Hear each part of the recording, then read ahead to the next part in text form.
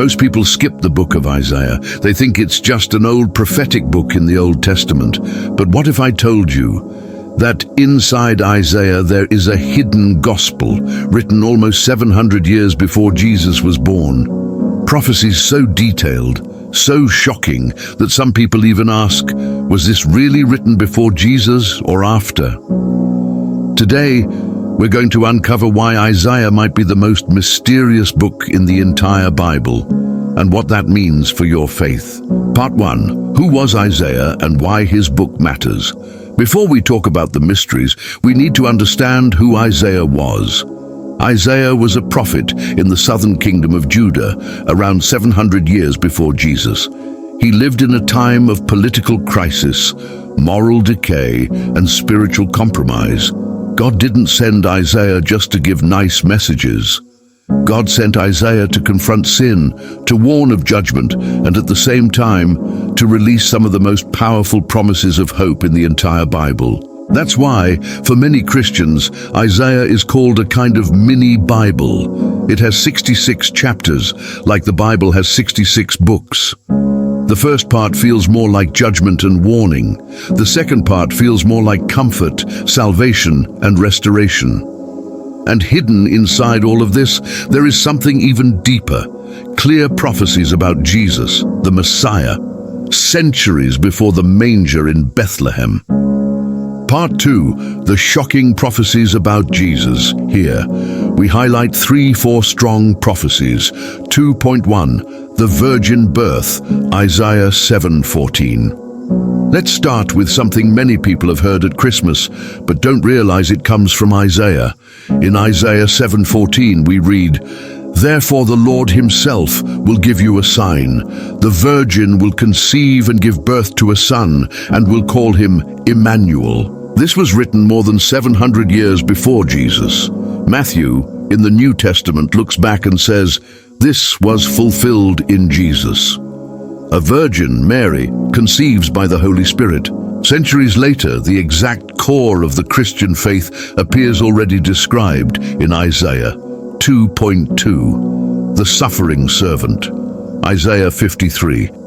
Now, this is where things get even more mysterious. In Isaiah 53, we see the description of a suffering servant.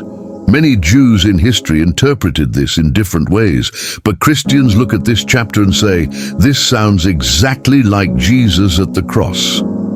Listen to some of these verses. He was despised and rejected by mankind, a man of suffering and familiar with pain, Isaiah 53:3. But he was pierced for our transgressions, he was crushed for our iniquities. The punishment that brought us peace was on him, and by his wounds we are healed, Isaiah 53:5. He was led like a lamb to the slaughter, Isaiah 53:7. He was assigned a grave with the wicked and with the rich in his death, Isaiah 53:9. Let's pause. Pierced for our transgressions, by his wounds we are healed, like a lamb to the slaughter, a grave with the wicked and with the rich. How can a text written centuries before Jesus fit so perfectly his suffering, his crucifixion, his burial in the tomb of a rich man like Joseph of Arimathea? For many people, this is not just interesting. It's evidence.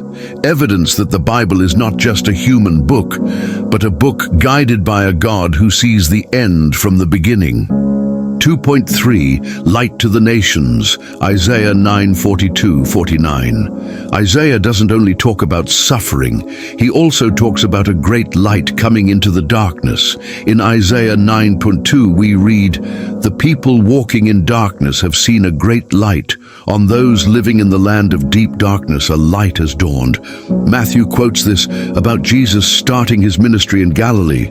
In Isaiah 49:6, God says that his servant will be a light for the Gentiles, that my salvation may reach to the ends of the earth.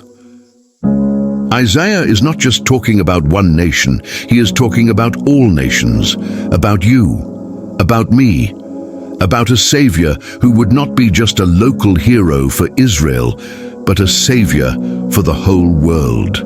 Part 3. Why Isaiah feels so mysterious. So why do so many people say that Isaiah is such a mysterious book? 3 quick reasons. 1. It mixes judgment and hope in a powerful way. One moment God is confronting sin, idolatry, and injustice. The next moment, he's promising comfort, forgiveness, and a new beginning. This tension makes us feel, who is this God who is so holy and yet so full of mercy? 2. It speaks to multiple time periods at once. Isaiah talks about events in his own time, the exile in Babylon, the return from exile, and also things that seem to point beyond his own age, the coming of the Messiah, and even hints of the new heavens and new earth in Isaiah 65 verse 66. It's like Isaiah is standing on a mountain and seeing several mountain peaks in the distance, some close, some far away, but all in one line of sight. 3. It reveals a God who is in total control of history. In Isaiah, God says things like, I make known the end from the beginning. Isaiah 46:10. He calls kings by name before they are born. He announces salvation before the cross. This is mysterious.